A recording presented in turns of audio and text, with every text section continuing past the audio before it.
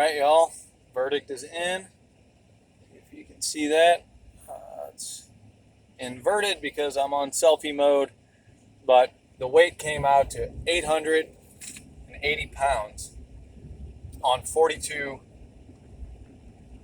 coils out of residential air conditioners. So that brings us to an average weight of just a hair under 21 pounds.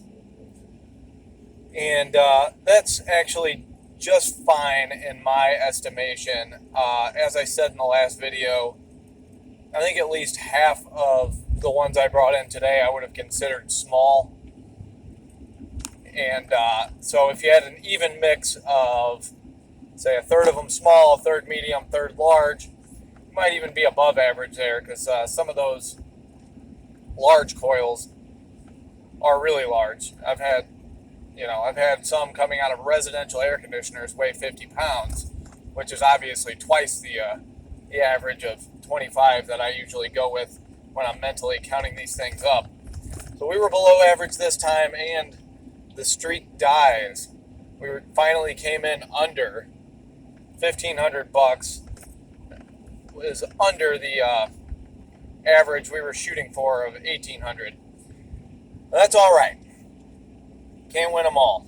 So we're under on this one, and we were under the average weight, and that's okay though. It's good to revisit those numbers and get an idea.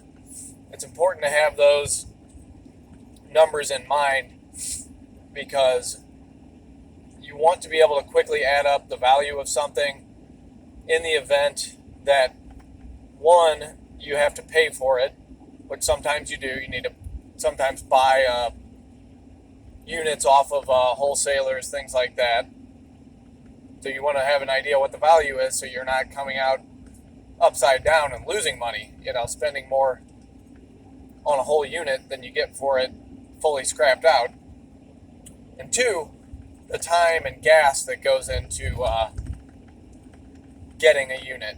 If you can look at something and say, that's a small air conditioner, it's going to be below average, the whole thing is only going to be worth $25 fully scrapped out, and it's an hour away.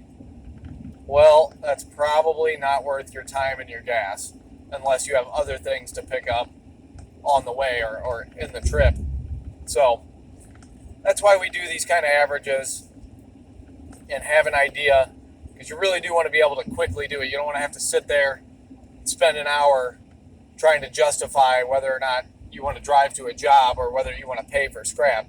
You want to be able to look at it and in a matter of just a few seconds be able to say it should be worth about this much, and I'm willing to pay this much to get it, or I'm willing to spend this much time and gas to get it. That's why we do these kind of numbers, and with practice you get pretty good at it, and you can look at stuff and almost instantly have a pretty good idea of what the value is. So yep, we came in under average.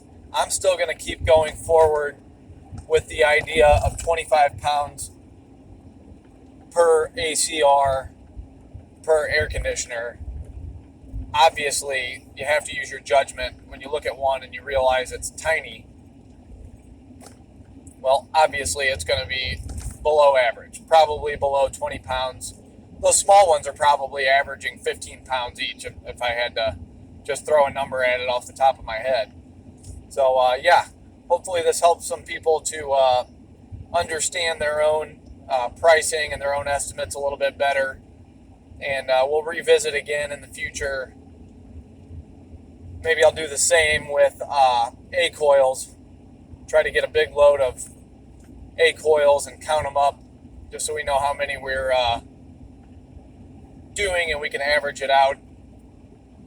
I don't know if I'll count per coil or maybe per section, because some coils are just one big section. Some are two in the A coil shape.